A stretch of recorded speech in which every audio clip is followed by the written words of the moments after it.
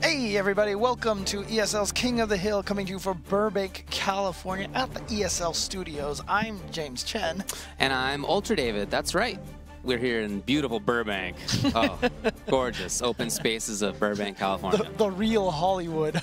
Yeah, actually that's kind of true in a way. Look it up. So we got a new one coming up for you today. As we always do, we have two new challengers. Yeah, last week we had a great match. Went down to the final game for the King match. Yeah. And we got ourselves a new King. That's right. So not only new challengers, but new King as well. And it's the first time that we can say that in a little while. Yes, that's true. Because 801 Strider had a pretty long streak. And then, of course, he technically didn't lose. He's done. Yeah. He had 6 in a row, and it's over. But we have new challengers today, and the first one comes from Northern California, from the Pandora House team. Jame is here from Northern California, and he's going to be going up against a player all the way from New York City, JB, an amazing Rashid player. That's right. From New York City. Yep, we get to watch them out there at their weekly over at NLBC. I've been traveling around a little bit more as well. And yeah, I think that he's a very strong player. I love to watch his Rashid, and it's been cool to see him develop as it's been on those weekly streams. And man, he has really made a name for himself. Yeah, he did really well at final round. And then and I know last week I mentioned that, you know, Punk was flying him out to Evo. He's actually flying him out to CEO. So, but he will. He flew him out to CEO. That's right. The thing is, he is going to be making it to Evo anyway, so it's not like he's not going to be at Evo. I hope that's true. Yeah, for sure. Yeah, he's got a lot of strength, a lot of movement. I like a lot of his options that he brings out, and looking for that Ken out of Jame from NorCal, strong player from up there too. So we finally get a battle of the coasts, because it's been more like a little muddled. You know, we had some Utahns in there for a while. We got the Texans. Still got a Texan, because as King of the Hill, we have Wind Alfer, who did, he managed to win in a very, very close set last week. Different characters. Exactly right. So which characters are you going to bring out? Got Ed, Colleen, Alex. He used them all last week. We'll see which ones he brings out in his defense of the Hill. But got to see which one of those two players he plays off against first. Yeah, exactly. And again, we have some awesome matches coming up. We're going to take a break next week. Obviously, it's 4th of July weekend. But the week after that, we are going to have Chris Hu going up against Jace the Ace. Jace the Ace, that's what it is. Sorry. That's right. Sorry. Well, let's check out the format while we're talking about this stuff. All right. Okay. Yeah. Format and player select. Yes, exactly right. JB versus PH Jame. Oh, is it Akuma now? Okay. There you go. Okay. And coming up, as you said, next week is Bupkis, but then July 11th, it's going to be Jace the Ace from Southern California again versus Chris Hu from New York again. Yes. Couple of replayed locations right there, and then check out the format. Of course, this is King of the Coast Invitational. Finally, it really is. East versus West actually being East versus West. Yes. Yeah, that's right. And King has returned. Last week was a little bit anomalous, but this week the King's there. 1st to 10, as always. All the characters are totally fine. Not all the training, not all the stages are. Skies, beach, training, no go. But other than that, we're all good. And then if the loser of any particular game wants to switch, they can do so. Yeah. You know, I'd almost like to see the guys go to the Spain stage today. Nobody's using Vega, The Spain stage, yeah. That would be actually pretty cool. I think we haven't seen that yet on King of the Hill. I don't think we have either, yeah. But again, if you guys want to follow along to see all the players who are coming up in the next few weeks, if you forget like I did, then you can check twitter.com/ESLSF. And follow along over there. Again, they also tweet out a bunch of highlights. So if you're away and can't watch anything, you know, live at the time, you can actually keep up with it and see some of the cool highlights that they always put out on that Twitter account. And of course, give a follow and a sub here to twitch.tv/ESL. And it'd be awesome if you did the same over at twitch.tv/UltraChenTV, where we do the Tuesday show at 8 p.m. Pacific time every Tuesday. Still got a lot to talk about. We always do. I mean, it feels like, you know, we've had a bunch of new games that have come out over the past month and a half-ish now. But at this point, we're all starting to ramp up for that evolution It's crazy because for a while we were just like sitting here thinking about how many games are coming out, and they finally came out, and now there's like even more games that are coming out now. That's true. That's true. But already, how do you apportion your time? It's already a tough decision. That'll continue to get tougher as the months roll on. Yeah, exactly. So thank you guys for coming and joining us here for some Street Fighter V action. Once again, it's King of the Hill, and it's going to be some fun matches coming up. That's right. We're going to take a break. We'll be back with some interviews with the players in a little bit.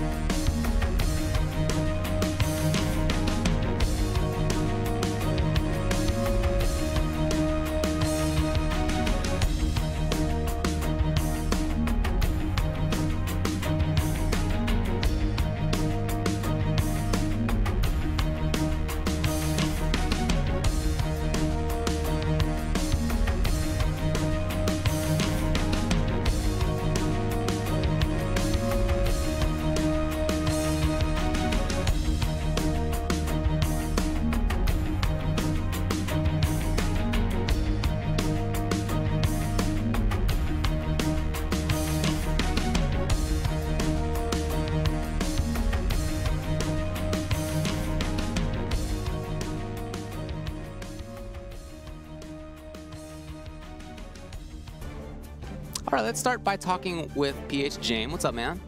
Doing good. How are you? Well, I'm doing just fine. So we're going to see you play some Street Fighter V. Have you been training up for this kind of thing? Have you been playing a lot lately? I've been playing on and off here and there with all the PH guys. Yeah. Yeah, I haven't had a lot of time to go out to a lot of tournaments as of late, but this is something that I felt like I can maybe get back in there. Yeah, dude, I think it's awesome. Is that PH scene still doing stuff up in Northern California? Yeah, I mean PH is it's not like a sponsored team or anything, right? We feel like it's more like a family kind of thing. Yeah. So PH is always there. We're still playing a bunch of other games too. Sure. So, yeah. There's a lot of stuff right now. Yeah, It's hard to be concentrating just on one game. But cool, man. I'm happy to hear about Pandora House still doing work. So have you? Are you still playing Ken? I've heard about Akuma now. I do play Ken, but I'll be honest, I don't really feel like I have that much fun playing Ken. Oh, yeah. I definitely feel like I've had much more fun playing Akuma. Okay. So I've definitely gone more towards Akuma. Yeah, I mean, that's the most important reason to switch is for fun. But do you feel that he is a stronger character as well, or is that not really a factor into your calculus? I think it does. I mean, I do think he is a stronger character compared to Ken. Okay. I really like that he has a 3-frame jab. That definitely matters in this game. Yeah, and that's one of the initial reasons, really. But I just think, whenever I choose characters in any fighting game, I just choose characters that I think look cool. And I've kind of always wanted to play Akuma in any games. I think Ken looks cool. My complaint's not about Ken. Do you think the main is cool? The lion main? What do you think about that? They're all cool. Yeah? Like, okay. I started off thinking it wasn't that cool. Yeah. But then it grew on me. No pun intended. Yeah, it grew on him too. Yeah, for sure. All right. Well, you're going to be playing against JB, who has been doing really well over in New York and traveling around a little bit as well. Have you played against him before? Have you seen him play? Yeah, I mean, I've seen him play when like I think there was a match from like final round. You know, he Yeah. did really well against Tazan. You know, he's been going to these majors, and yeah, definitely I've been tuning in here and there. So yeah, I've seen him play a bit. Yeah. What do you think about his style? What do you think about him? And how are you going to approach playing him? Well, I think he's he's one of those players that are really, he's really ingrained with his character, and it's an awesome thing. You when you want to get to that level, you need to really have that kind of relationship with that character. So where I always say like you feel like when you press a button, you're throwing that limb in the game. Yeah. So that's definitely gonna help him out in that sense with the character. And I just think the character's super scary. Yeah. Rashid is really good. And I play Shotos, so Is that tough? I feel like it's a little tough. Okay. I think it's really tough against Ken. So that's definitely one reason in this matchup that probably would go with Akuma. I'd go with Akuma. Fair enough. And then if it works out for you against JB, you're going to go up against Windoffer, who has... characters. Yeah, apparently. Last week we saw Ed, and we saw Colleen, and we saw Alex. Do you have much experience against those characters? Well, back at the house, Yeah. we play a lot of characters. I have LPN. Right. I have Anthony Crackfiend. Uh-huh. He also plays a lot of characters. We don't see them a lot, or definitely Anthony doesn't go to tournaments as much, but he definitely still does play. And if you know Anthony, he's someone that just really enjoys going to different characters, learning everything about them. So I've definitely, tried to get as much from them in those matchups and just in general all matchups. Yeah. All right. Cool, man. Well, best of luck to you. Hope that it works out. Thank you. We're going to head over to James, who has an interview with JB. What's up, man? Hey, what's going on? I'm here with JB all the way from New York City. Now, you're a player who I feel like is kind of on the rise, even though you've been playing for a little bit. But what's your history with Street Fighter? When did you start? My first Street Fighter game was Street Fighter Cross Tekken. I tried 4, but I tried it during the Ultra days. That's when I first picked it up. But at that time, I thought I was too far behind. Right. So by then, I stopped. Yeah. I didn't play Marvel, so just Cross Tekken and then Street Fighter 5. All right, and recently you've been finding a lot of success at NLBC, which is a really tough place to have a lot of success. And you did really well at final round, and people are talking about you now. How does that make you feel? It just motivates me to do better, to just keep grinding and get better every time. That's it. So, obviously, as I mentioned, Punk flew you out to CEO, and you're going to try to make a lot more majors now. Is it a goal for you this year to try to make the Capcom Cup, or do you feel like that's something you're working more towards later, like for next year? So before I thought I had no chance of making Capcom Cup, but after my performance at final round, I saw that I was about in the top 40 of the leaderboard just by one performance. So after that, I was pretty confident that I can make it a Capcom Cup if I just keep flying out to tournaments. So that's all I'm looking for now. I'm pretty confident now if I just keep traveling and performing well. Well, you're going to be going up against PH Jame, and he did say he's going to be using Akuma. And I know for a fact that NLBC, you guys got like players like Chris Hu, who's going to be coming up in a couple of weeks. How do you feel about the Akuma match? I think the Akuma match might be even or just slightly in favor of Akuma, not too bad. But he's still a scary character nonetheless with Raging Demon and those air fireballs. So I don't like the matchup that well. Well, you're using Rashid, and it's interesting because people are always talking about Balrog, Yuri, and Laura, Karen, for example. But Rashid is one of those characters that I feel like is very top tier, but a lot of people don't talk about him that way like the other characters. Where do you, as a Rashid player, place him in the tier list? Okay, so back when Rashid's stand around house was -2, right before they nerfed him, I feel like Rashid loses a lot to jump back tech. But since his standing roundhouse was -2, you can just throw it out and it actually crush counters a back jump. So that was really strong. So then when they nerfed his standing roundhouse, I felt that Rashid got worse. But now that the jump back tech is gone, I feel like Rashid might have the potential to be a top 5 character because of the jump back tech being nerfed. So you're pretty confident with that character. You pretty much. I mean, is there any matchup that you're uncomfortable with, or do you feel like he's a good character to solo main? I like Rashid as a solo main because I feel like he has answers. His moveset is so diverse that he has answers for every matchup, no matter what it is. But the only matchup I'm uncomfortable with is maybe Karen, Urian, and I think that's it actually. Just Karen and Urian, yeah. Well, as I mentioned, you're doing really well at NLBC right now, so much to the point, but that they've flown you out here and you're representing the East Coast now. How does that make you feel? I mean, it certainly puts some pressure on me, but but it makes me feel good. You know that I'm able to come out here and represent East Coast. And if you do happen to be Jame, you're going to be going up against Win Alpha, right? So do you have any experience against Ed or Colleen or Alex? I actually have zero experience with all three characters. I mean, I have played Alex sometimes, but not a lot of people pick him. So, but yeah, I don't think I've ever played like a first to five with a Colleen or an Ed.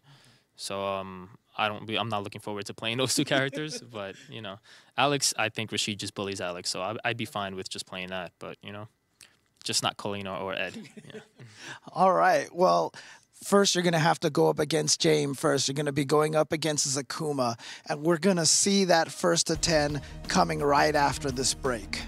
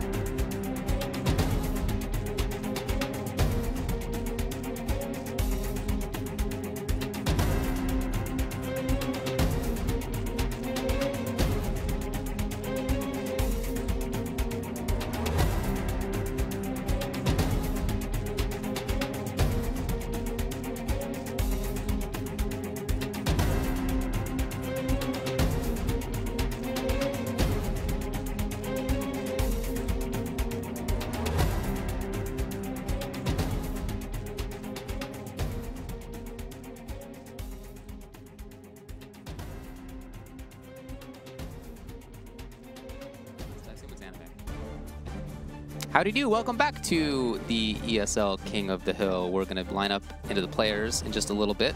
Of course, it will be Jame versus JB. Yes, that's right. And I'm really curious to see how this match is going to go. Because, I mean, Akuma is one of those characters to me that's like, I feel like is supposed to be really good, but like I can't see the results from that character. And, you know, that's usually what happens to characters with low health. But, Sure. But we're in 2.5 now. We sure are, So and have been for some weeks at this point. Yes. And he's also gained a little bit of a health boost, so he is not... he's at 900 now, I believe. Yeah, so he's at 900 now. So he has just as much as Cammy, for example. So he is definitely not the glass cannon that he used to be. Right. So I'm really curious to see now how that's going to affect his performance at events. Yeah, I think that's probably going to be important. I mean, you talk about 25 and it doesn't sound like much health, but it comes up, reasonable amount that final 25 is important. And the way that combo damage scaling works and all that stuff, 25 is more relevant than it might seem. And as a percentage of his health is increased, it's pretty significant. So, right. Yeah, I do think that's nice for him. But Jame thinks that Rashid is still a tough draw for him. And I asked him after we concluded the interview, and he said that he has Rashid experience. Lamberboy and Ultima up north play that character. I know LPN played the character for a bit too, so he knows the character. LPN not for sure, but he knows what the character does. So. Nevertheless, I guess feels that it's a loss, but that should mean that he understands, what you should do, what you should not do in the matchup. Yeah, it's interesting because, JB said the opposite. He felt like that Akuma kind of wins that match. Yeah, I thought that was very interesting to hear. Yeah, so, I mean, I know both of them want to be wrong. Right? Yeah. But at the same time, when two people come into a matchup and they both believe that their character slightly loses, it's usually it's even match. It's an even match. That means it's even. Yeah, pretty much. But I mean, that's going to be an interesting match. Rashid versus Akuma. I think that's like two less common characters. I don't know. Rashid is getting kind of common these days. There are both characters have very high profile users. Right. Some of the best players in the world play both. Tokido. Yeah, of course. But play both Akuma and Rashid. Yeah. So he's not they're not uncommon characters. Right. But. Although last week's King of the Hill, Renzo, stand-in King of the Hill, mentioned that he believes that JB is the best Rashid in the United States right now. He did. So obviously there are other guys like Takeuchi who has had a lot of success with Rashid. Oh, worldwide, yeah, Gotcha. Yeah, worldwide, sure. Sure. Gotcha. But yeah, here in the States, I think that JB is a great choice. We're going to go into the players now. They are ready. Yep, lined up at the character select screen, I see Akuma and I see Rashid. No surprises there. And it looks like they're going to make them match too. Like, this is like red and black versus black and red. This is the go to the prom situation. This is what me and my friend used to always joke as, we match, let's go to the prom kind of thing. So here we go. All right, yeah. First to 10, of course. Winner will get a match versus Windalfer. Remember, everybody who wins gets $500 for their victory. All right, cool. Wow, what a start from JP. Just dashed at the start. Okay. Is that towards heavy punch, which is always a little tricky because the thing that makes it the most effective, honestly, is that it looks like a jump. If it didn't look like a jump, it would be very easy to counter. Well, this is excellent pressure, excellent stun. Of course, Akuma, even though he got that life buff, he still is on the lower end of things. You see that JB went for a little bit of that reset there. Oh boy. I love the movement, though. But I feel like if he didn't throw that air fireball, he might have been able to punish it normally. But Akuma has the ability to do a ton of damage. Yeah, just don't hit buttons on your wake up against Akuma. Now, that's the whole trick here. I say this about Akuma almost every time I see him on stream. You have to establish the throw with Akuma. If you don't establish the throw, it's really hard to land all of your shimmies, which is he's really important for, and also all of the meaty attacks as well. Sure. Hey, that's SF5, right? Yeah. But for Akuma, like, I feel like the throw... Oh, huge bet to take. And going to be punished well. Good corner carry, good damage, only one bar. Yeah, I feel like the throw really needs to be established with Akuma. The thing about Forward Fierce is that it's slow enough that you can react to it with different tools. Wow, okay, nice. Yeah, and you can hit it on the ground, too, for some big punish if you really Speaking of big punish, you see that my God. Oh, he tried to trick him from staying in the front. So James' idea was to go for a reset there, but that didn't seem to pay off. Here's... Oh, that's hit stun for days.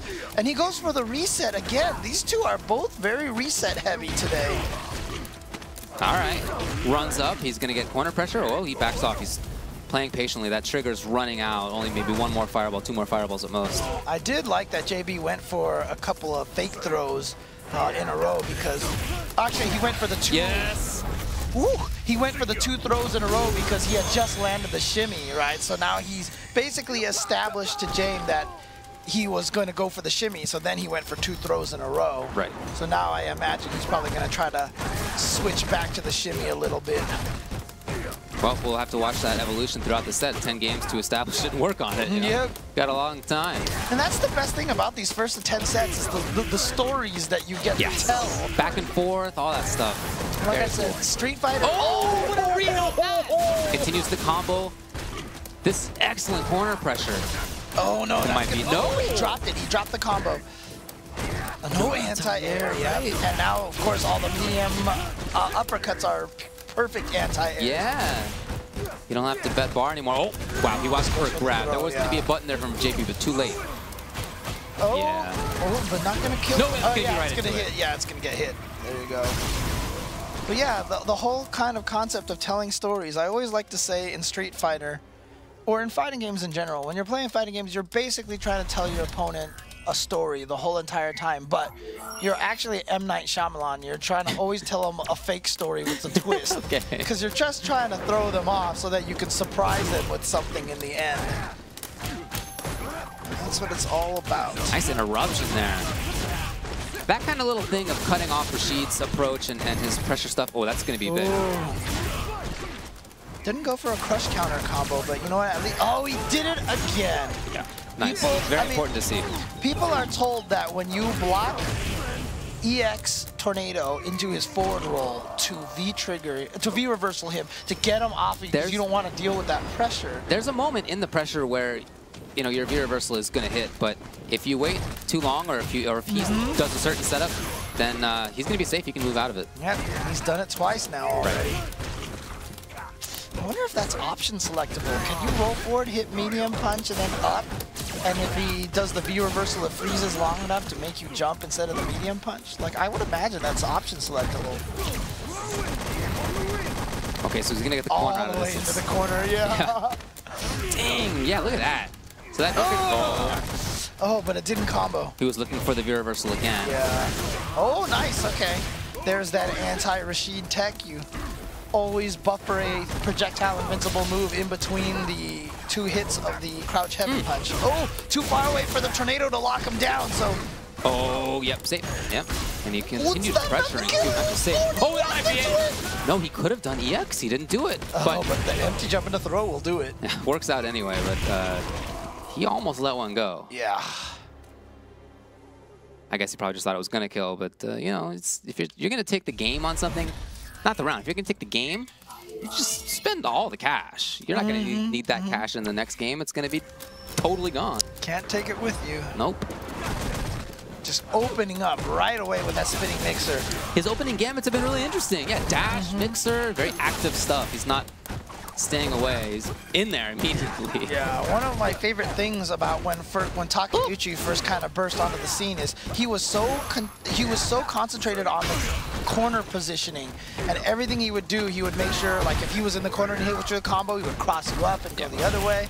And I feel like a lot of Rashids have kind of taken to that as well. Stare down a little bit, but nothing too much out of it. Trying to stay on top. That was the sickest thing that ever. Ate the whole thing? Yeah. Yes. I can't believe it ate the whole thing. It eats even Dalsum Super. Like, the EX Fireball will erase the entire Super. All right. Well, in the meantime, JB's still doing fine, pressuring well. His frame trap and throw game have been really strong so far. Taking the round, threatening to go up 3-0. Ooh, yeah. I don't think it can ever be safe, even if it hits late like that. Going to be important for Jame to try to take up more of that space in the middle. You see JB just running in a lot, mixering in a lot. I know it's not that easy to stop that stuff, but that's the name of the game. Oh, yeah. That's the dangerous part there. Can't let the opponent jump out. Again, how many times have we seen that already? And look at this damage. He's going to spend it. Not quite enough to stun. Doesn't even matter anyway. Right. Well, I guess kind of in the end, well, he would have do 2 crouching light kicks. Would have killed him NBD. Anyway, so, yeah. So 3-0. And pretty fast at that. Quick start here for JB. Yeah, only 1 round for James so far. Let's see if he's contemplating switching potentially maybe to Ken. Well, he seemed to say that he thought Ken did worse than Akuma, so I don't think that's going to happen. But you know, I do think that there's that mid-range there that he's just been unable to control. That's a great jump. If he can shut down more of those firewalls, that'd be nice for him. But don't forget, our King became king because he was able to throw different looks. Sure. And sometimes maybe it's not even necessarily the optimal matchup, but just having those different looks is helpful. Oh, I love that he walked outside of the corner. Very nice, very smart. Forward Fierce has been just not doing anything.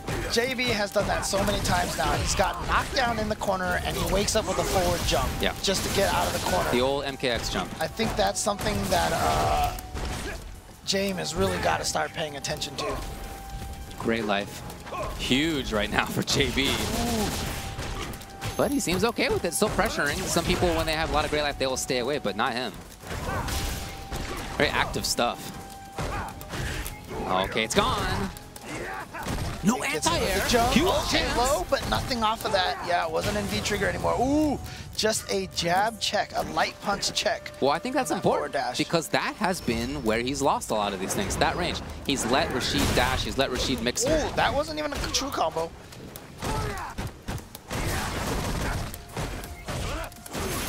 Moving, a lot of damage. Oh my god. Oh, goes for just the single hits because you get if you don't do every single hit, you get better follow-ups. Yeah, I like that lack of quick rise. Very smart stuff. James saw it and he was like, I'm just not going to deal with this. Oh, no! JB was willing to take the grab, but away now and back to this range. He's just controlled. He's been able to get in and out whenever he wants. No, I don't think so. I think there was a bait.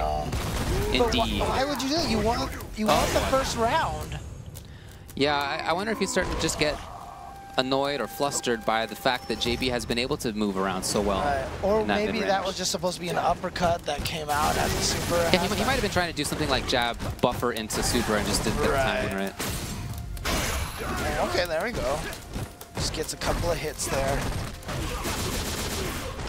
Yeah, even though, you know, Akuma does have a little bit of that extra health now, so he doesn't die quickly, still doesn't feel like it. It still feels like he loses health really fast. He does. He still has among the lowest life in the game. Yeah, there's that side switch. You get to control what side you want to be on at all times with that combo. And just like that, JB's out of there. No V-trigger as a result, but that's way better than being in the corner. Oh, it must have been Fireball, right? Yeah. Like I said, maybe a little bit of nerves now for Jame. A couple of execution mistakes, if that's critical art was a mistake. Nice. Oh, yeah. I'm just, look, I don't think Toward Fierce is good. To be honest. Well, all right. Chance for Jame. It's very slow. It's super slow. And it's great if the opponent blocks it. Yeah, but why would they block it? Right. Well, unless they're dumb like me and think it's a throw. Yeah, I think it's a jump, anymore. and then you could walk forward. Came out in February. Or before that, whenever it was. Yeah. It was December. December even? Yeah, it was quite a while ago. Can I just totally aside how confused I am right now? Because obviously Jame, that's my name, so you keep saying like Jame. And then also my nephew's name is JB, so like... You're all over the place right now. It's like a family thing going on here. Okay, so he chose not to punish. He wanted to get the stun down for himself a little bit, which he did, but he's still caught in the corner. Yeah, you got to get out of here. And he spent all of his meter now on, all of his V meter on those V reversals. Oh, caught him out of the air with that. But unfortunately, that means no crumple on the ground, so he doesn't get anything off of it. That might be it. It is. Yeah, because he's willing to spend that extra meter. As the game's screen tries to catch up. So still only 2 rounds for Jame. It's been tough going. Yeah, again, he's just been getting mowed down by movement and pressure from JB. Yeah, and that's an indication right there that Jame feels like he needs to go with the wake up EX uppercuts to try to stave off the pressure. JB did the same. Yeah, that's usually what happens when you get hit by one of those. You kind of like oh yeah, you know? Screw that. Okay. Counter hits. Knockdown into escape from JB, and now he's got a pressure built in for himself. He can harass a little bit. Mix-ups. No. Oh. I like the teleport, even though it's so slow. Oh, he ran all the way from downtown. God. Yeah, he did a marathon there. Yeah. He just kind of ran up and was like, doo-doo-doo-doo, and then he got the throw. Yeah, 0 to 5. Yikes. What a quick start here for JB, and this is a good example of, this is good, you know, argument for showing how strong JB is these days and how far he's come. Very strong player. You don't play it the way he does against the competition over at NLBC without being a strong player. Right, exactly. Okay, getting through. JB might be getting a little bit antsy. No, it worked. He's woke up with buttons the last couple of times, and he was right the second. Great blocking. No, not the whole way. Pretty good setups, though. Just taking it now is Jame. Yeah, look at all that gray health. Oh, never mind. You can't see all that gray health because it's all gone. Yeah, and the life bar is gone as well. Again, very fast. Only 2 rounds for Jame so far. Yeah, this has been extremely quick, these first 5 games so far. Because they haven't even really been knockout, drag down matches or anything like that. Fast. Oh, nice. All right. I feel like that was like some Javits tech or something like that. Oh, that was really good. Look, as a result, I thought he was going to get the stun. Yeah, I think that's what he was trying to do, is just go for the mixer. Oh, he still got it anyway. Yeah. That should do it. With trigger? He's got a V-trigger, yeah. Yeah, there it is. Again, super quick. 73 seconds left on the clock in that round, and that's how a lot of these have been. 6-0, just like that. I mean, we've had a lot of close matches here, but this has been anything but a close match so far. Lots of the matches we've had over the last month or so have been down to the end. Last few games. Right now, that's going to be a huge mountain for Jame just to even get that close. It's not just that he's down 6-0, it's that JB is still doing the things that led to that 6-0. You know, there haven't been the gameplay changes, there haven't been the adaptations. Yeah, exactly. Here it is. Yeah, wants to be close. I think that's the better call. Well, the thing about it is, James definitely has had sequences where he's landed the meaties or he's gotten the throws and everything like that, but he hasn't been able to string enough of them together. You know, it really feels like he is just kind of rolling the dice. Oh boy, that's bad news. Yeah, you want him to escape, I get it, but it's just super slow and punishable. That's punishable too. That's slow and punishable as well. Yeah. You cannot uppercut FADC or V-trigger cancel, I should say. It's not like an old FADC, that's for sure. Yeah. But I mean, that was a close round there, but that's frustrating that you got that good round going and then you still ended up losing it, right. You know. And JB is still doing a lot of things that, you know, got him this far. The movement's still there, harassing with buttons in mid-range is there. He's being unpredictable with when he jumps and where he jumps, just like you saw right there. And all that, it's hard for anybody to keep their eye on that stuff. It's not just an Akuma thing or just a Jame thing. It's hard to just control that mid-range. She's so strong at it. Oh, wow. Okay, let's go for the EX Demon Flip. We haven't seen a lot of Demon Flip from him. And, you know, a lot of the stronger Akuma players, like a Snake Eyes, like a Tokido, definitely use Demon Flip a lot more, I feel like. Like when they knock people down, they go for crazy Demon Flip meaty setups. Ooh, just getting out of there. Didn't want to even get involved. Back to this mid-range, and at least for Jame, he's, you know, being a little bit fishier with his movement. Back and forth a little bit more, pressing buttons a little bit more. Not at the right time there, though. JB now gets the corner. No. Can he get it? No! Nothing off of the light punch one, huh? Oh, that was really good. Okay, so he actually used it well. I feel like that's tough. Oh, it's not the best. Counter hit, medium punch, it didn't connect, but you know what? Really surprised JB went for that because that was meter spent. Right. You know? And it wouldn't have killed had he landed it. Well, he might be getting into the mindset that anything he does is going to be gold at this point because he's up 6-0. You can start to feel like that. And that can be to your detriment, you know? You can get caught a little bit ahead of yourself. And you can start doing meaty EX headbutts with Urian. Like Memo did at Red Bull. That's right. Empty jump. Keeping that pressure going. Look at this pressure. Yeah. Great spacing on the mixers. Huge stuff. Stun. Jame has basically been on the verge of stun in every round, it feels like. Right. And there's JB. And JB takes a risk when he does something like that. You know, jump into dive kick at that height, at that spot. That's not going to be safe. It's just, he clearly feels like he's confident. He can do whatever he wants. And he's going to take it. That's his feeling. And you can see that so far he has been proven right. Still 3 rounds only for Jame. Nice. Oh my god. Just a crush counter. Well, Jame is trying to put up those buttons, and he's trying to put up a wall more than he had before. He's trying to find the solution to it. But guess what? We were back in that same corner again with a potential stun, and then guess what? JB just jumped out of the corner, like I mentioned, and I think it's something that Jame is not actually noticing, that JB is just getting out of the corner just by jumping straight out of it. Even that mid-screen pressure was just jumped out of. What? He jumped in between the crouching. Oh, that was cute. I would have gotten hit by that for sure. Oh, we all would have gotten hit. Yeah, I definitely would have gotten hit. Except for people who have played JB a bunch of times and have seen that setup, you know. I actually might have just done Geef V-Skill Absorb and just been like, all right, whatever. But, you know, in general, I would have gotten hit. Oh no, yeah, you see it a little bit. JB getting a little cute there with the stampeding kicks. Yes. Wake Up DP is working on both sides. We do it again? Oh, okay. Great read on the grab. Expected. Jame would expect the Dragon Punch.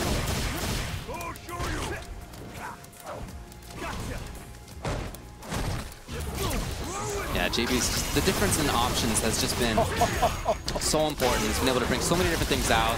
Death before stun. God, I was like, oh, another stun? Yeah. No, never mind. Doesn't matter. He's dead. 8-0, still 3 rounds for Jame. It is looking dire right now.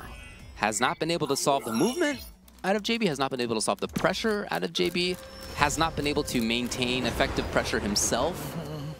You're right, that JB has jumped out a lot. And that has been very tough for Jame to continue his pressure as a result. Oh, well, I feel like he could have juggled off that, but I don't think most of us were expecting that to hit right there. Punish, yes. Okay, very important to see that, you know, when you're down in a hole like this, part of the way to start working on it is to get those little things, the little punishes, just sort of get yourself back mentally. And Jame tried to go for his own little same mix-up against that back roll like JB did to him, but unfortunately mistimed it. Patience out of Jame. Okay, he got the button at the right time, and now he's got that mid-range. Oh, he worked once! Could have punished, didn't do it. And that's risky. He's done that every single time. Yeah.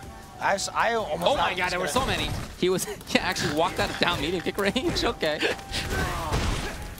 Oh! All right, here's some pressure from Jame. And you know what? There's the escape. But until that happened, he was pressuring well and making that stuff count. Really? Oh, here we go.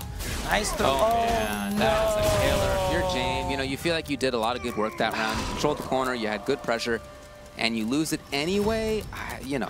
On just a raw jump over the fireball. It already would have been very tough to make this comeback, but mentally, that is very tough to recover from. Well, here we go. Good opportunity. His own big jump in. Oh, that's... Okay, maybe... Yes, chance to maintain the corner, he does.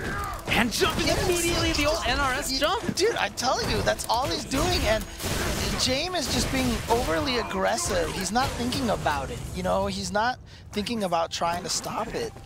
But at this point in time, Jame is just trying to not be the Cleveland Cavaliers. He just wants to be the Cleveland Cavaliers. He doesn't want to get swept. He just wants that one game in there. Yeah, that was what happened 2 weeks ago. That's right. I'm referencing 2 weeks ago stuff. And now the counter hit on the light punch. Here we go again. Yeah, you gotta V-reversal much earlier than that. I just feel like one of the biggest problems that you mentioned early on was just that we aren't seeing the adaptation, and I feel like Jame has just been falling victim to a lot of the same things repeatedly. And yeah, there we go. 9-0 at this point. And 4 rounds in total. I think we've had more dominant sets than that a couple of times at King of the Hill, but not many. Not many.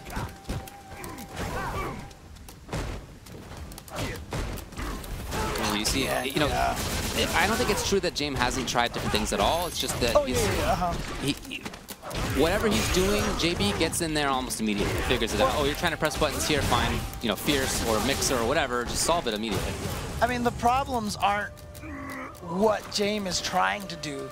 It's he's not adjusting and picking up what JB is doing, you know, jumping out of the corner or, you know, using some of the same mix-ups. All right, that was really strong. I like that a lot. All right, let's see if he jumps out of the corner here. Oh, gets him with the throw. There it is. And now he's out. Yeah, now he's out. And just like that, it's his turn. He's got the trigger going. That is just going to get busted. That was not the time to do the backwards teleport. But that was the time to V-reversal. Good work. Harassing now is JB, controlling things. He has a space where he can attack from. Akuma can't really. And even though there was a V-reversal there, he can still anti-air. I guess air-to-air was his choice. See, this is what I mean. Like, the one mistake that Jame has had where he's been letting JB out of the corner every single time. That will be that. You saw JB do the exact opposite. Make sure that Jame could never get out of the corner. There you go. 10 straight, very quickly. 4 rounds in total for Jame. And, you know, it was established right from the very start how that was going to go, with JB just moving very well, pressuring very well, jumping out and escaping James' pressure very well. That stuff never ended. Yes. Right? It just continued the whole time. And in fairness to Jame, it's hard to solve those things. You know, the jumping is something that you can maybe deal with more, but Rashid is just a very strong character. Yeah. I mean, he has that mobility. He has that pressure. He has that mid-range control. And if you're up against a good one, it can be really tough to stop him for anybody. Right. But here's the thing, right? I mean, this happens to sometimes when you're playing, and I always call it kind of like playing the one-player game, right? So every time he managed to get JB into the corner and knock him down, he was like, this is my moment to do my pressure, to do all my Akuma mix-ups and everything like that. He wasn't paying attention. So he was playing like the set play kind of game. This is what I want to do. Here's my mix-up. And he wasn't thinking about JB's trying to jump out of the corner, et cetera, et cetera. You know what I mean? Or like, oh, I blocked this EX tornado and he rolls in. This is what I'm supposed to do. I'm supposed to alpha counter. And then all of a sudden you get a neutral jump and everything like that. So I felt like there was definitely a little bit of autopilot going on in there. Okay. Yeah. And and again, that's not to say anything bad about, you know, how Jame was playing. That happens to a lot of people. Of course. And very tough to get out of that mindset once you find yourself in it. Yeah. All right. Well, nice work to JB. That means he obviously wins the thing. And now he's got a chance to play against Wind Alpha. We are going to take a break. We'll be back with the players in a little bit.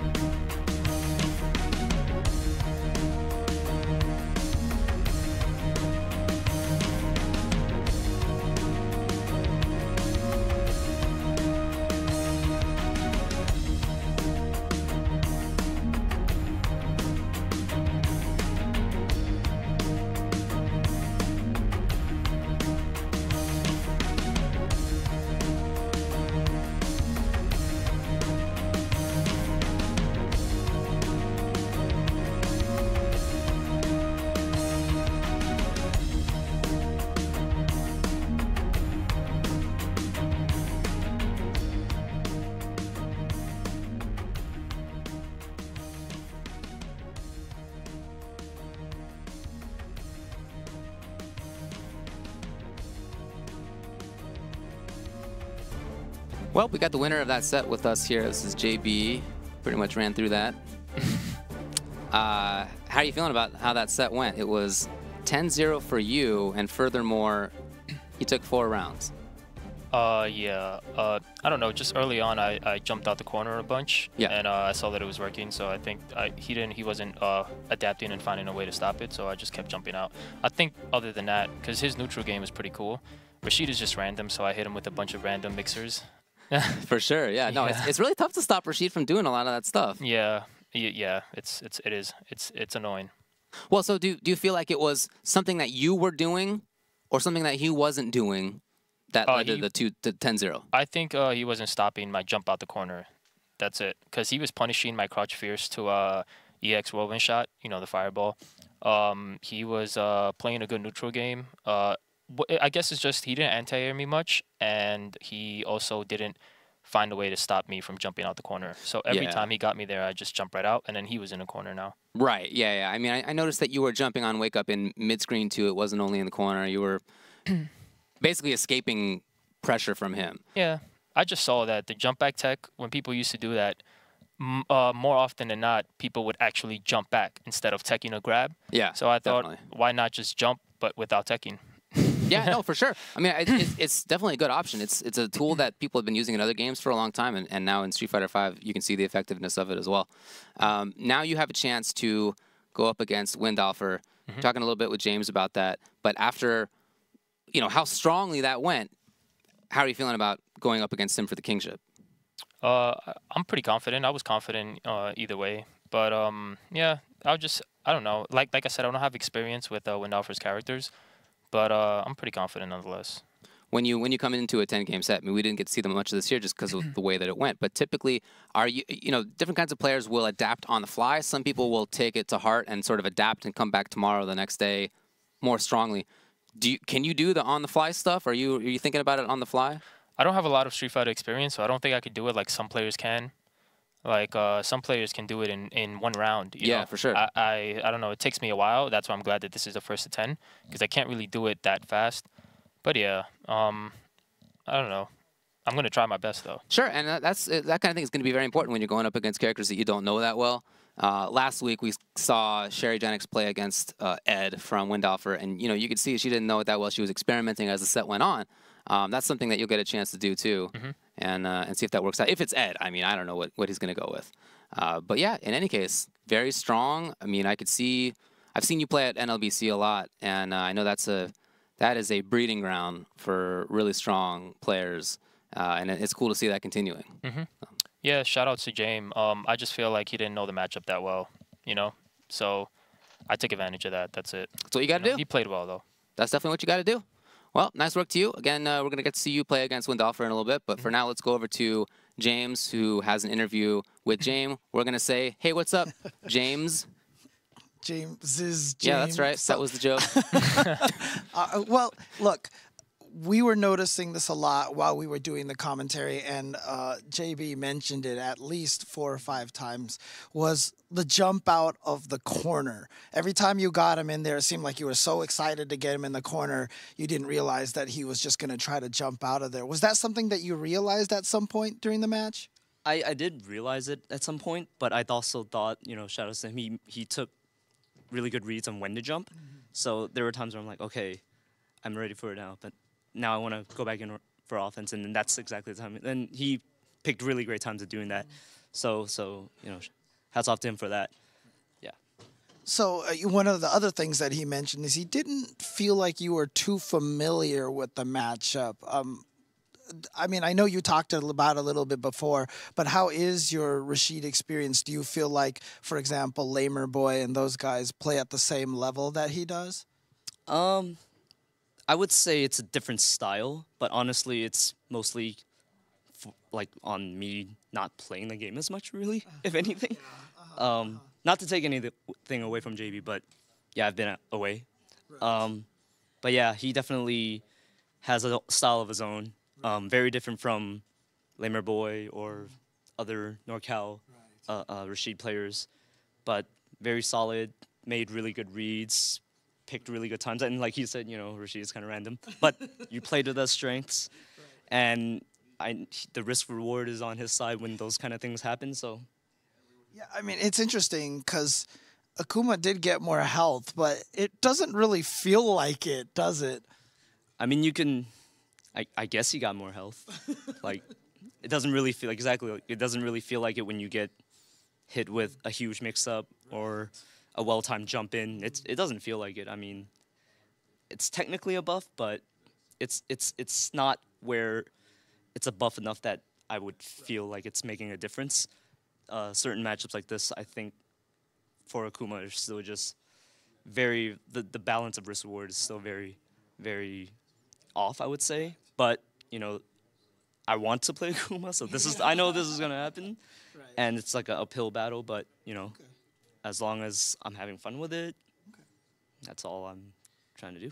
Well, I mean, I know, like, for example, Tokido, when you ask him about the tiers, people mention usually a lot of the same characters, but Tokido is very much of the mindset that he believes Akuma is potentially top 5, that he's one of the strongest characters. Do you actually feel Akuma's at there, or would you have felt like he should have gotten a couple of more buffs?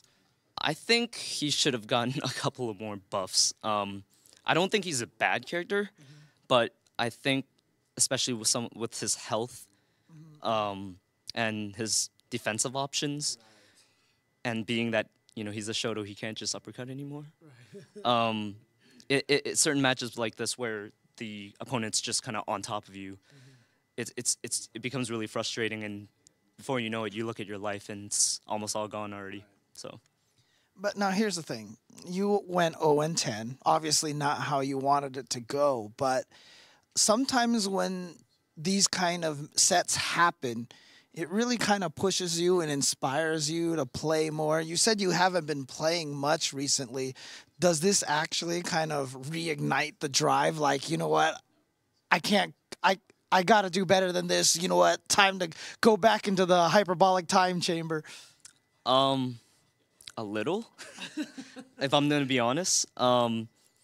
Yeah, I mean, I definitely there's Evo coming up, and I do want to go to some more tournaments, majors coming up, just to, I haven't really gone to anything this year. It's been a busy year, so I mean, I would definitely want to put more time into it. As to if this made me kind of, put that fire in me, I don't know if that put any more fire than what was already in me. I'm not treating the 10-0 as, I did poorly. I need to. It's just I came and I played and didn't turn out my way. Could have gone better, but next time I'll make these adjustments and we'll see. All right. Well, I know you guys, you play with a lot of your Pandora housemates and everything like that. I'm sure you would like to give them a shout out, but anybody else that you'd like to give a shout out to? That's pretty much only people I really hang out with. They're like my only friends, so shout outs to them. Well, I know you mentioned it's like a family, right? The Pandora House group. Family with a PH. Nice. All right, cool. Well, we're going to send it back over to David, and he's going to be talking to our current reigning king. David? That's right. So you've had a week now to digest how things went previously. You've been the reigning king for a week.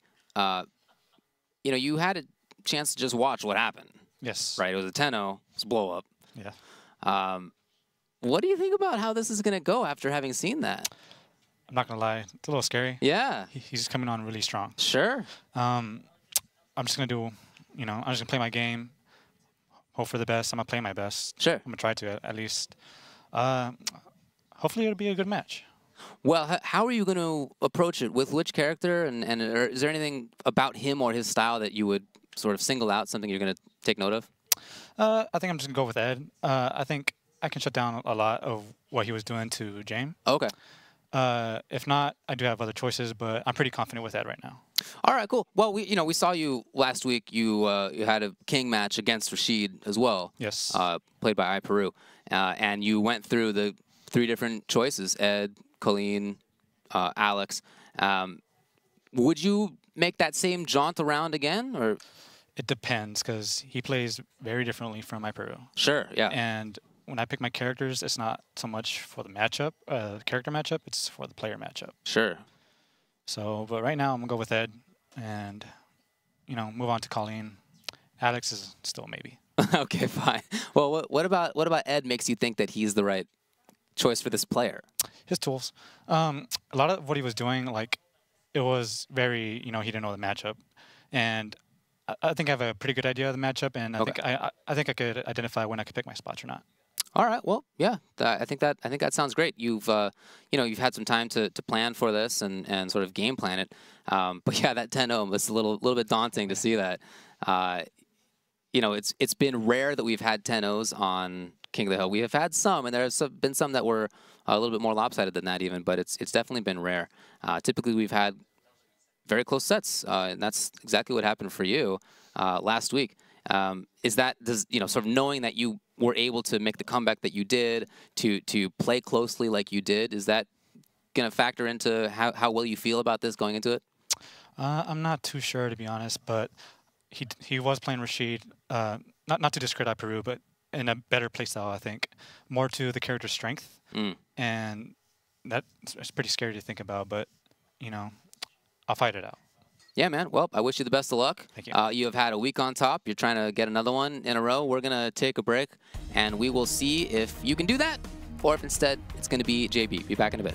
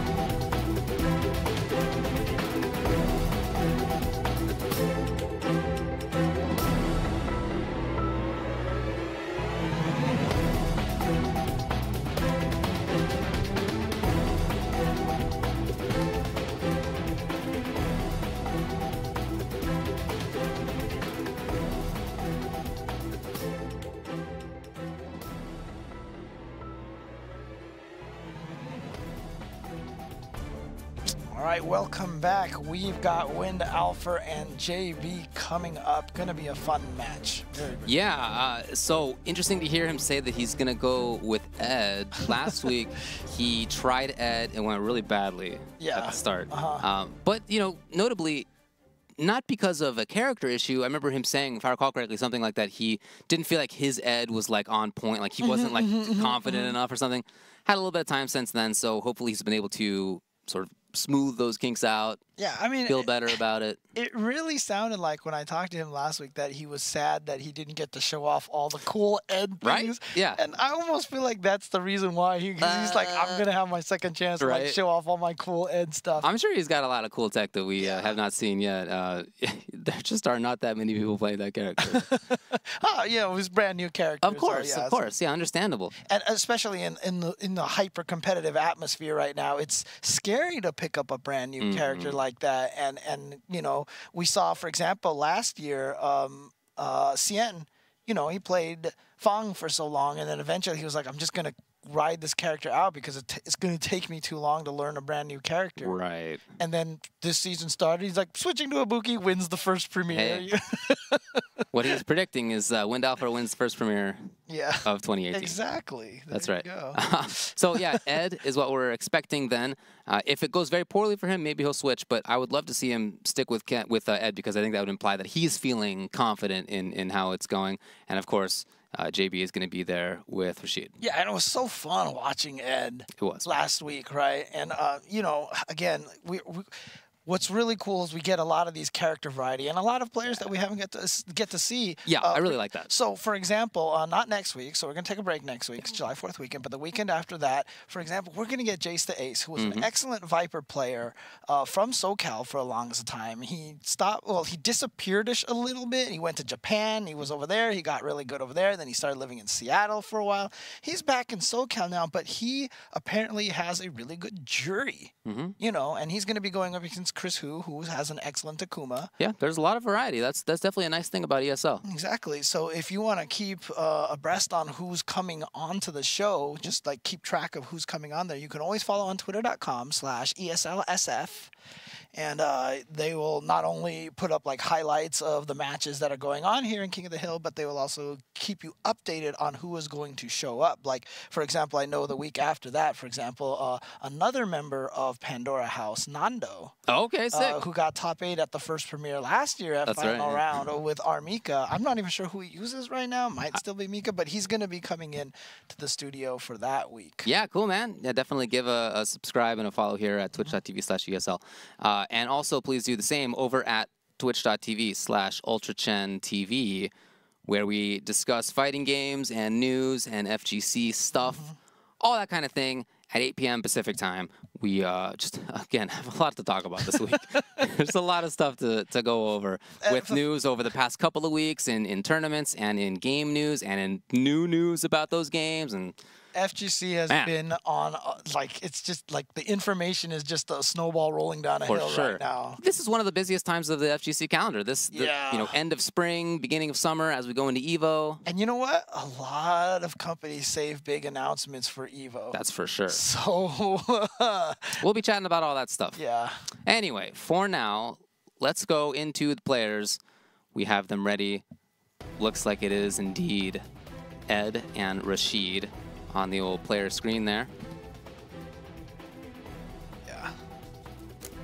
Can't wait to Got that black and red Rashid. I like that color. That was cool. That was cool. And he's doing it again. Excellent. Of course. Yeah. You know, blue one's better. But, you know. I mean, come on. It's more fitting for the ESL logo, right? See, there you go. It's the ESL color. James. All right. The white and red one is pretty cool. Yeah. I like it. Actually, that's a nice looking color. That I do actually like is good. that. Yeah. I really like that I'm color. with you. All right, so see how this one goes here. Already we see some interesting movement ideas from But man, JB. both of these guys coming right out of the gate, going crazy here.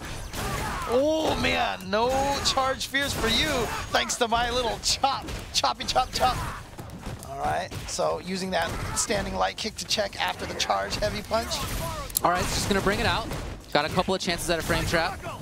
But one of the things I will also mention too is that, you know, when we saw Wind Alfred last week, he had a lot of good anti-airs with the up kicks. But with Rashid's quick jump and ability to change his arc with dive kicks and that jumping heavy punch, he's gonna spend the meter for He it. did fierce like right after that, huh? So he was expecting that Wind Alpha would try to punish with something or at least press a button thinking it was his turn, and JB knew he was at a range where that would whiff. Really interesting little back and forth. All right, well, first round to JB. I mean, look, so far today, JB hasn't really been too used to losing at all. No. Losing rounds at all. But look at this, Wind Alfred getting another throw. Oh, he was a little too late. Oh, but he's not going to get a follow-up. And since... and he's going to block in time? Wow! Again, an attack after the roll into kick. How about that? Unusual timings. Block on the empty jump. Good awareness. He's out of there, but so... Oh, I don't know if he meant to flicker punch. Oh, right through? Yeah. Looking for counter hits, nothing came. He's trying to charge. I love that he's faking the charge. Yeah. Did you see how far JB ran up afterwards? Oh boy, here we go. Oh, and he gets out Not there. that time. No anti-air as well. And as a result, JB steals it. Wow. All right, so he takes that round. He takes that game. Wind Alpha's side, you know, you lose that game. Just 10. It's okay. Yeah. And the way that you lost it, especially in that last round, was, you know, just you let something go. It's not that big of a deal. You feel like you get another chance in the future. Yeah, and it's probably just one of those things. Oh, I didn't know that EX dive kick, and then the follow-up would do that. You know, those kind of things like that, you know. So those are things that you learn to adjust. We definitely saw that last week as, you know, Cherry was trying to learn the matchup as he was playing. Important tool to be able to bring out. And JB says he has no experience against this character, so same thing. And we saw that last week as well, that beautiful use of the stand medium kick from Ed. Like, not one of those buttons that you think a lot of people would use. Right. It's going to be so hard to keep any of these guys cornered. Oh, yeah. They both have such excellent escapes and movement. Oh, God. Is there time? Yeah, he's been able to catch him out of that every That's a lot of damage for Rashid. time. And the stun, not quite. Very close, though. Yeah, there. So another round where we had an advantage for Windalfer and where for JB, it's a comeback. All right. Wow. Really big comeback, too. So nice. So rounds for him. Windalfer now trying to look to see how am I supposed to deal with this mid-range. I think he's right that JB plays a different style than iPeru did when Windalfer was in the King battle last week. And that means you got to control mid-range differently, you got to pressure differently. But look at JB, the ranges that he keeps are super impressive. Whoops. Went under, didn't get the juggle. Right over. Hey, well, and there's still no meter on JB's side. This means chance for pressure. Will he jump out? That's the question. That's what I'm looking for right now. Is he going to jump? No, roll is fine. But there was that throw loop that Ed has in the... Oh my God, he accidentally dashed into the last hit. Plus... Safe, but nothing from JB. He didn't want to take the risk. Oh, again? Oh, and then he just waited. You know, I really like how JB uses the down medium kick. I think that's really cool. It's not just something he uses in footsies, but we've seen it quite a bit in both sets so far of him using it as a way to just solve the opponent's pressure or solve the opponent's potential approach. A lot of people try to walk around in this game, and you can't walk around on a move like down medium kick. Setting things up a little bit. 4 lights on block. Interesting. All right, keeping this pressure going in the corner. And you see varying up a little bit each time. Get ready for the view reversal. Man, then chasing down, yeah, this pressure right now. I mean, look, this has been a very, very active match so far. Oh, Both of these guys are just going crazy with buttons. That's what I would expect. But it's mostly been working out for JB, that's for sure. Some gray, some pressure. God, look at all that gray health. Oh, God, now from that crouching light punch. Oh! And the confirmation. Perfect shimmy right there. That was textbook shimmy. Again. You know, as Windalfer, you want to press something to take up that mid-range space. And I don't know what it is yet, because JB has just been at the right spot to crush, to mixer, just like that, to jump. Now that you mention it, I remember now, last week we were talking about how he was able to control that space versus Nakali against Sherry because, you know, Nakali doesn't have great buttons at that range, but Rashid's buttons at that range are ridiculous. Yeah, Rashid has some of the best mid-range stuff. Buttons and movement are both on point. But again, Is that enough? EX? Yeah. Okay, yeah, especially with trigger. Yeah. Sick. But, you know, another thing that we also did notice was, you know, obviously iPeru did really well at the start as well, got the change characters. Yes, so that's right. It could just be just a really bad matchup because Rashid controls that space. So your, you know, Psycho Shot, the Charged Fierce, the, you know, all of the V skill charge, they all just don't have the same effectiveness against Right, they Rashid. take a while, and the payoff, well, the payoff on hit is nice, but on block it's... Yeah, and then you just get crushed countered by a crouch heavy punch from Rashid. Well, okay, he's got an opening for himself. Spends one of the bars he had, and that too. Couple of bounces. No. Missed the timing. Not happy with himself. All of that out. Okay. Surprise EX Psycho upper, but then gets tossed, and now back to the middle of the screen for some neutral. Boy, what else would it have been, you know? I mean, and you know that as Windalfer, like, you know, oh, it's going to be crouching fierce at some point. But that doesn't mean that you know where it's going to be and when it's going to be. That you know it's coming is not the important point, necessarily. It's when is it coming, where is it coming? And for JB, he's been consistently getting to the right spot to make it count. Yeah, it's hard to say right now whether this is a bad matchup for Ed or maybe just a bad matchup for Windalfer, right? It's hard to say. We don't know enough about this character yet, but Windalfer's not deterred. He's going to stick with this character. Well, he didn't switch against iPeru until I think he was down 4-1. Chance for punish. Oh, he dashed first even. That is one of the best forward dashes in the game. Get some extra punish. Oh, wow, point blank. And JB says, you know what, I know you're using this to set up some pressure, so get an EX spinning mixer in the middle. I like it, yeah. Shut down the pressure while you can. Nice use of V reversal, that meaty psycho shot, the one hit of the first hit of the psycho shot. Such a good meaty attack. Nope. Well, unfortunately for him, not too much off the fierce, but he got right in there. I like the game that JB plays, even though he lost that round right there. He's willing to play the game of buttons on wake up or EX on wake up. I mean, he's an active dude, and he sticks to that, and it pays off a lot of the times. Was that the first round that he won? Or no, he won one round in game 3. Okay, okay. But it's not that great regardless. Good damage, pressure. Oh, yeah. Stunned?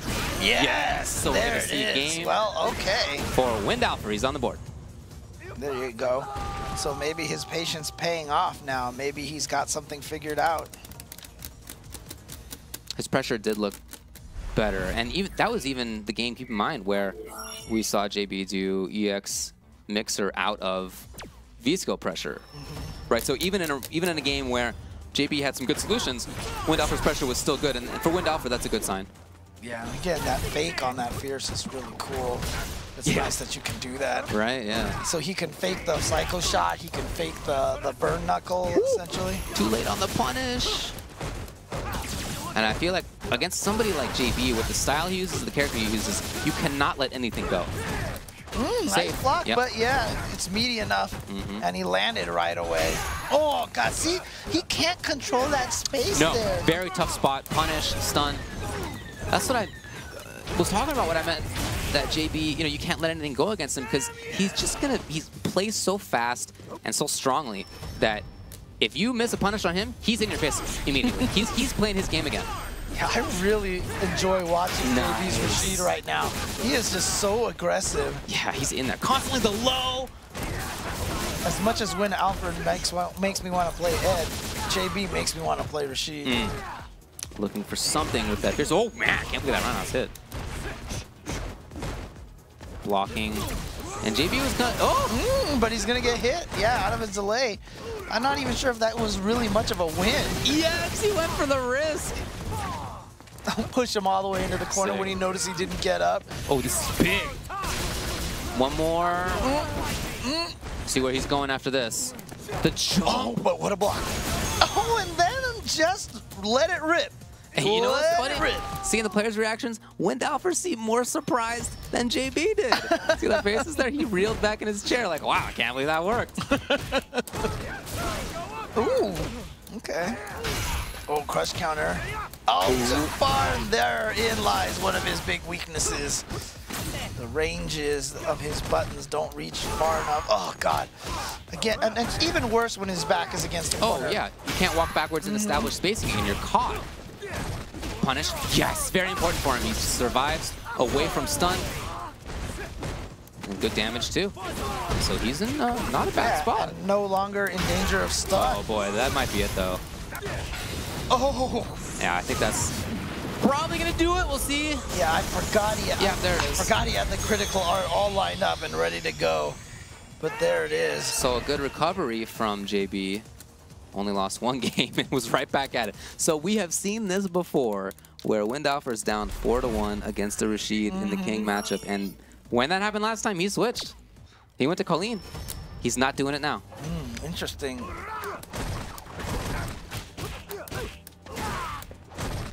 What do you do about down tiers? That's, by the way, not just an Ed problem, okay? Many more characters than just Ed are worried about. What do you do to stop Rashid from pressing that button, or from mixing, or from jumping, or from throwing a fireball? I don't know. Almost stunned. Okay, got under there, but no full combo, and then no punish. He wanted to do stand medium kick in the V trigger, but it was too far. It missed. Yeah, just bring it out. He's got a chance at a mix. No. Oh, no. But he ducks, because that's really good. Was that the counter hit push back there that caused that? Maybe, yeah. Jumps out and... Well, could have had a punish maybe. At least he gets to block nice blocks, and just like that, he's in the corner again. One of the things that James said was that it wasn't just about him jumping out of the corner, but his timing of jumping out of the corner, and we see him have success with it right now against Wind Alpha. Sure. Oh. both had similar idea. Oh, yeah, critical art. So he's going to be able to take, if it doesn't whip. I've seen it whip Have before. you? Wow. Yeah. Luckily, it didn't there, so he got the round. I'm not sure what the criteria is that where I've seen that drop before, but it's definitely happened. I know it's something that Ed players get very frustrated by. As this goes on, he takes more and more rounds. Even in games that he loses, he's now taking rounds. So 4-1 is the score, but I don't know, it doesn't quite feel that bad right now. Corner. Trying to make something happen. If you can be on your own pressure, or if you can be jumping around, that means that Rashid can't be pressuring. So that's the one solution to what do you do about Rashid is just pressure him. But you know, And did you see that when not easy to do. When Alpha had him in the corner, Ayy. and was oh yes, that's right. Nicely done. When Alpha had him in the corner, and he was standing at a range where he wasn't gonna let him jump out, right? And then he finally like hit him and then went in aggressive, and as soon as there was that tiny little opening, JB jumped right out. So it's tough. Great movement. It's scary to try to go in on him when he has him in the corner. I hear you. You have to get your mix-ups, but then you also have to be ready for him to try to jump out of there. You can really feel Windoffer trying to find that solution. What do I do? When do I bring out invincibility? He brought it out one too many times. That's going to be the game. JB's up 5-1. Do you stick with Ed if you're him? I don't know. At this point in time, I would imagine go with the Colleen, which worked for him so well last week against Rashid. He seemed to think that something about JB was not the kind of player he wanted to play in a Colleen against, but might be that he needs to go back to it anyway. Or maybe he'll go to Alex. Or Alex, sure. Yeah. Alex had some success last week for him as well. But the scary thing is the difference between what we've seen, what iPeru did, and what JB is doing right now. JB is relentless. This guy is just constantly on top of you. Constantly, yeah. So Colleen has some mobility options, right, that Ed doesn't have, that Alex doesn't have either. In fact, mobility options that are pretty rare in the game, and she has a counter to shut things down if she expects a mixer, if she expects a crouching fierce. Maybe you can just counter it, you know. I'm trying to think about why this is the better solution. Maybe those ideas. We'll see what comes up. 5-1, immediately starting off by getting in there. Yeah, the question is, what does Colleen do to crouching heavy punch? Right. Here we go. Heavy punch. Right. There's 4. Let's go. I don't know. You can see him trying to find the button. Yes. Oh, God. Hasn't found it yet. Chases down that. Oh, okay. Goes for an air throw. Yeah, see, he knows that JB wants to get out of the corner. Sure, so yeah. having an air throw would be helpful in that situation, but... Yeah, you see him trying to find the thing. B-skill, fine. Okay, on counter hit there. Just gets a soft knockdown in the corner carry. Buttons from JB, he is fearless. Oh, yeah, trading.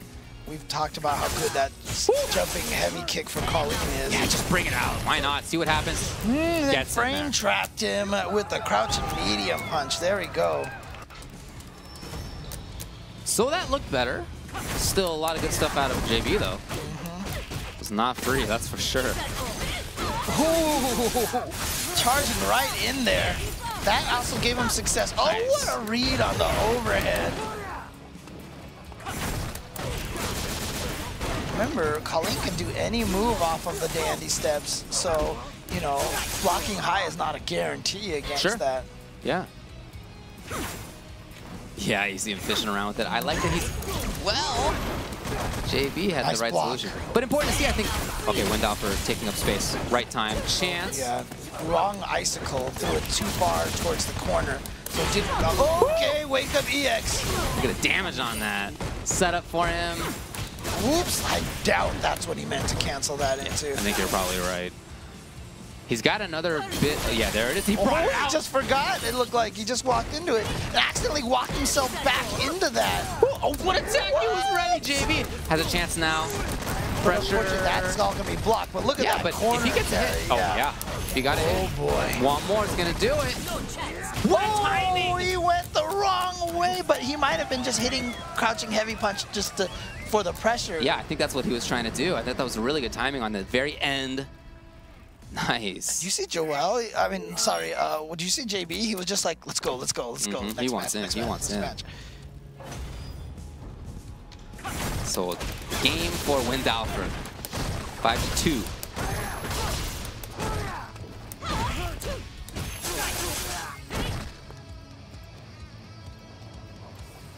Very slow, yeah. Try, you know, whether you keep it slow against Rashid or you try to keep it fast, you're trying to do something that allows you to control. That's what you want. Ooh, gets in there with the heavy vanity step. Takes you airborne, nice. He's been getting caught by that crouching medium kick, stand light kick sequence. Crouching medium kick, of course, plus on block.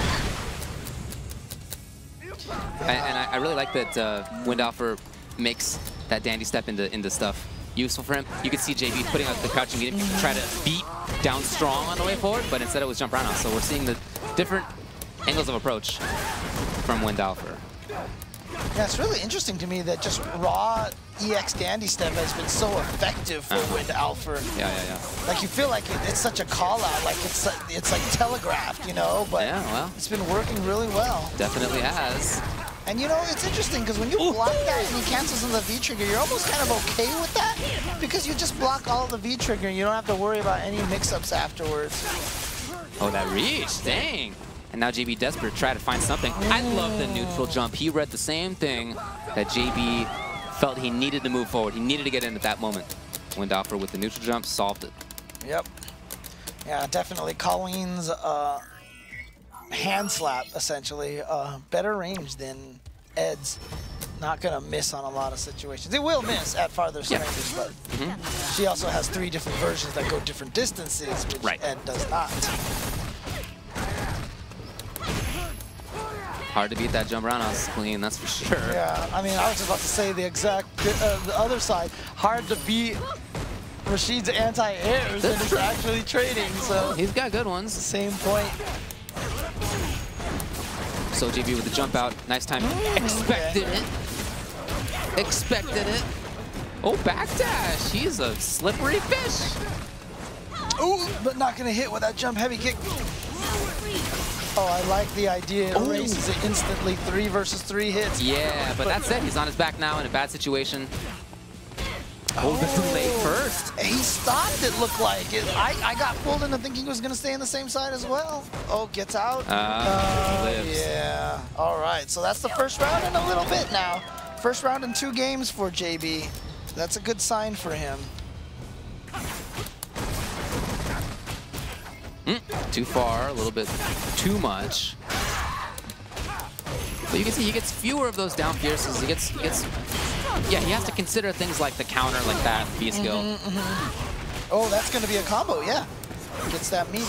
Oh, I like the idea. Right. Yeah, okay, so there's the solution. Down strong didn't work before, stand short didn't work before. Fierce mixer, A-okay. It's punishable, yeah. Just gets out of the corner. Yeah, that's going to be also punishable. That sweep. Now into the corner. Tries to get out of there just by clinging to the wall. More neutral jumps. Yeah. Neutral jumps from Windalfer. Definitely. Trying to keep his opponent still. JB was looking for it and then escaped anyway. Super on JB's side. He's very dangerous. But look at this style. No super cancel off of that tornado. And no punish by Windalfer. Oh, boy. He gets the meaty. He went in. Oh, that's it. He's just going to be able to get the air throw, and that's going to do it. Woo. Air throw always the high. That's the damage ender. Yeah. But he has had some important drops, so can't be sure he's going to get it till he gets it. Yeah, and again, there's that V skill distance that I felt. First person I saw do that a lot was Punko. Yeah. You know, use it at that range where on block. It's harder to punish. He is shutting down. Yeah, continue to shut down. I mean, JB got out, but not for free, and that's important for Windalfer. JB, yes, anti-air can mount pressure. It's been a while since we've seen him consistently mount pressure. Instead, he's been more on the back foot like he is right now. Okay, maybe this is the chance. Yes! All right. That range is crazy. Oh, wow, the bolt jumping. A lot of gray. Gonna be safe. And there's that. So yeah, so maybe the start of things from JB. Doesn't go for the knockdown on the mixer. I love the forward roll to get away from the jump. Great awareness. And again, great awareness. Windalfer almost running now. Okay, back to this mid screen where he has successfully slowed it down. You know, even though the rounds have been kind of back and forth still, JB has not been able to just go nuts. Well, that's jump in, but he in general has not been able to go nuts as he did previously. That was the second time he's done an empty jump throw for the win. I think that happened very early on, like game 1 or 2 or something like that. But it's successful. 6-3, yes. Yeah. The switch to Colleen paid off in 2 consecutive games for Windalfer. JB's battling though. And it's really good confirmation from Windalfer as well. When he gets the crouching medium kick blocked and then he follows up with the stand light kick, he's good at confirming. He's confirming whether or not the opponent touches a button, whether he goes into the hand slap or not. Parabellum or whatever it's called. Yeah, I don't know. Trying to set some kind of control up, but as I said, he has managed to make it so that JB's Rashid is not always moving forward. He at least has to consider playing patiently. Yeah. And that, just by itself, the fact that he has forced JB to do it has drastically changed the match. The corner, nice jump light kick, but I wonder if that wasn't supposed to be an air throw, not a jump light kick. Yeah. Might have just pushed it a little bit too early, so there was the height restriction on it. Oh, he died! Oh my god! That was so sick. Oh my god, that good. was so last second that he did that, but what a read! And that was built on his backdashing away from roundhouse, so it was probably a roundhouse activation attempt from JB. So JB just thought, fine, I'll activate it and go in, and that's fine, but Windalfer shut it down. Great awareness. Some pressure, JB escapes. But it really feels like JB has been doing more of the escaping and like an occasional pressure series, but in general, this has not been his match to control the way it was before. It's so odd because like I don't picture Colleen as a rushdown-ish kind of character, but that's kind of what the situation has been, you know? I think that's how I do picture her, is crazy setups and movement forward. Okay, in here now where JB wants to be. He's managed to finally get this corner control again. Finally been able to play well in the mid-range again. And he knows anything's going to do it. What? Was that grab intended to make Windalfer think that it was a down fierce? Because I thought it was a down fierce at first. Oh, did you? I don't know. Actually, I thought, when I saw that, I was like, down fierce. But it wasn't. I don't know. I got to ask him about that later. Dang, this pressure timing. All of a sudden mixing up where he is, when he's doing things. Oh, man. And just like that, JB comes back alive. You see that fade right there? But good stuff to Windalfer, not to fall for it. Oh, that could be huge. Start up just a few more mix-ups. Oh. But feeling icy. That stun up there, you can see it's still there. That's what happens when you're caught in that ice. Yep. It's not going away. Trying to make something happen is Windalfer. He doesn't want to let it go, but it's what gone. A good punish. Oh my god, the meeting of the jump heavy kicks. What was that? That almost seemed like an upside down flash kick or something like that. Oh my god. That's the right call. All right. So after losing a couple of games to the Colleen, JB makes the recovery 2 in a row for him. But it's been much harder fought than before. Well, the success of Colleen versus JB's Rashid, not quite the same as the success that he had against iPeru from last week. A little slower player from JB, looking for some kind of movement out of Colleen, looking for some commitment from her. Okay. Frozen. Set up. Ah! Can you grab? Yeah. Hit is better. EX into what's the highest stun? Not quite enough. Overhead or low? Where? The grab is Yeah, see, you can see the health draining a little bit there.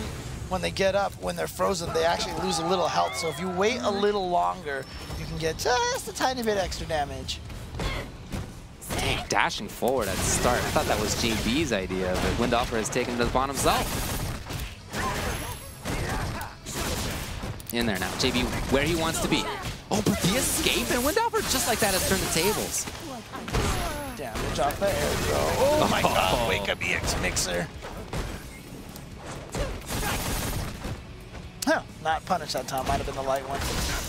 Oh, here we go. Yeah, he's going to be able to combo off of that. Goes with the medium spinning mixer to get her into the corner. The late tech, it was good. A whip punish. She does have that trigger. She can be very dangerous, very stun. Oh! And it was there again. Is that 3 times this round? Something like that. 2 at least. And pairs JB. Yeah.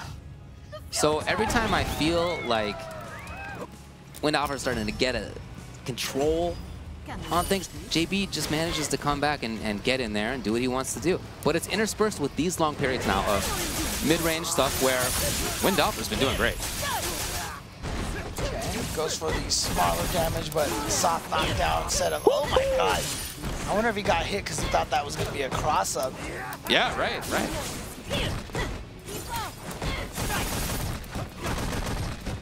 Still willing to press buttons, even though he's seen EX Mixer a couple of times now. Like both of them trying to challenge each other on blocking moves all day. Backdash was blown up. Now in the corner, JB has pressure just where he wants to be. What is happening there? That's been happening so consistently. And then every time he's needed the dizzy, the shimmy has worked. Right. I think he's discovered that Wind Alpha is just very paranoid in that situation. Okay. Oh, Same way he sealed the last game. Grab. And look, 8 games now versus 3 for Wind Alpha. If there's going to be a switch to the Gotta Go Nuts character, Alex, which is what he did at the end of last week. Right. It's gonna be now. It's got to be at this point. You only have 2 games left to lose. He did it at the opponent being at 8 last time, and he just went to character select. So let's see if he decides to go with it. But when he switched to Colleen, he had 2 wins in a row, and things started looking like we were going to have a repeat, like an instant replay of what we saw last week. But then JB coming right back with 3 wins in a row.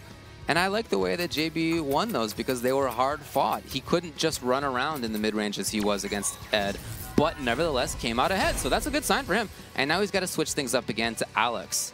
How do you play the mid-range against Alex? How do you get in against Alex? You can do it. It's just a little bit different than how you approach Ed and Colleen. But will Wind Alpha get that bump? You know, every time last week he switched to a new character, he got the bump. And he won well. And in this set, he got 2 games to start off when he switched to Colleen, so we'll see. Yeah, but the tough part is that the overall win-loss with Colleen was still negative, still a -1. Sure. This is a tough spot. I mean, Alex doesn't really have great tools to get out of this kind of pressure. Yeah, you see very slow rounds is the intention. For Colleen, we saw, counter. We saw movement with Dandy and whatnot. Alex doesn't really have those tools. It's not really an easy escape for him. What an expectation out of JB, looking for an approach like that. Okay. Nope. But right back into the corner. So even though Wind Alpha put up a better fight before he got cornered, he's there now. That's what matters. And he's just getting beat up. Oh, man. Look at this. He seems to know how to punish all of the V reversals. Right. JB, yeah, why not just activate? Yeah, just waited. He was waiting for him to jump. He was just waiting for him to jump and got him. You just don't... I mean, look, everybody knows about that it has great range, but you still just, don't think you're going to get hit by it there. It's so far. You know, because you're worried that he's going to run up to you and throw you, run up to you and punch you, or all these things. So you're like, you know what, I just want to jump away. I just want to get out of here. Well, if there's not a switch very soon, then Wind Alpha is going to get out of here. JB is going to take the king of the hill unless Wind Alpha takes the next 7 in a row. It's a terribly tall mountain to climb. This is the stage to do it. Just need more stamina and more mountain climbing gear to be able to make it through that, but okay, he's away. It's not going to happen. It's going to be really rough for him to make the comeback at this point. Yeah, absolutely. I feel like right now his question is how many games can you win, you know? Yeah, keep it respectable, right? Yeah, for sure. And that's how you have to deal with it. 1 game at a time anyway, right? You can't be thinking, wow, 7 in a row, easy to do. Or hard to do. You can't be daunted by that. JB still exactly where he wants to be. Very tough spot for Windoffer to escape. Throw's not, stun's not a concern because, yeah, again, the empty jump throw on Windoffer's wake up. There it is. It's going to be set point now for JB. JB threatening to take King of the Hill, limiting Windoffer's reign on top to just a week. But he seems very tough to stop, and Alex, he's just getting railroaded. Yeah, oh man. Once he gets to the corner, very tough to escape. Spend the V-skill, but you're just caught immediately again.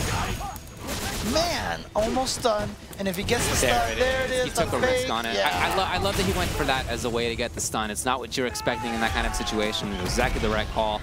JB takes it 10 games to 3. The bump didn't come from Alex, and the bump that he got from Colleen was only 2 games, and just after that, as you said, 3 in a row for JB. So strong, strong day for JB today. 10-0 against Jame, and then 10-3 against Windoffer. You know, very strong showing, that's for sure. Yeah, and look, you have to be some kind of player to be doing well at NLBC. Yeah. Right? I mean, that place. It's a wolf's den. You know, Smug and Punk is there. You know, obviously Arturo Sanchez is there. Always doing well. Idom. Oh, yeah, they got a lot of good, so many strong Shine, players up there. All these guys up there that are just doing so well of late. And JB, I remember, because, you know, everyone who watches NLBC was like, oh, yeah, I know JB. But there was a lot of people who don't watch the weeklies who are watching Final Round. They're like, who is this John B guy? Who is this JB guy that's just running through all these strong players? And it was like, oh, like he's an NLBC player. You know, that's what a lot of people reacted with. So. Yeah, if you are dedicated to improving in a game and you have a local scene with that amount of skill and talent, and they meet up pretty regularly, you know, you can't help but like get some of that skill. Yeah. Just gonna become part of you. And he's been putting in the time. Even on top of that, you can really tell. Very strong player. He did need to make some changes in the way that went. When there was a Colleen on screen, he did need to deal with that mid-range differently. He could not freely approach. He had to be worried about counter. He had to be worried about the EX and the V-skill, and that really changed things. When it went to Alex, he thought, all right, time to get this started. Start brewing the engine, you know, he's back in there. All right, and then he just basically ran him over. Yeah, it almost seemed like it was going to be a repeat of what we saw last week when he switched to Colleen. He won the first 2 games, and it was like, here we go again. Yeah. But then making the adjustment 3 games in a row for JB. Yeah, so he is now our new king, and he will be returning next week. And, you know, again, he's just such a strong player. He's been doing really well this year in particular, starting with the final round performance. And I think he's just got to be someone that we got to look out for the rest of the year if he can travel more, if he can manage to travel to as many events. You know, Punk flew him out to CEO. He's definitely going to EVOs. Sure. So, you know, we need to get this guy to more events. Yeah, I really hope that happens. It won't be an event next week because we're off. You know, it won't be King of the Hill next week, but yeah, he'll be back on King of the Hill for another chance to defend his title. First, though, we are going to take a break. We're going to have some words with the players after this.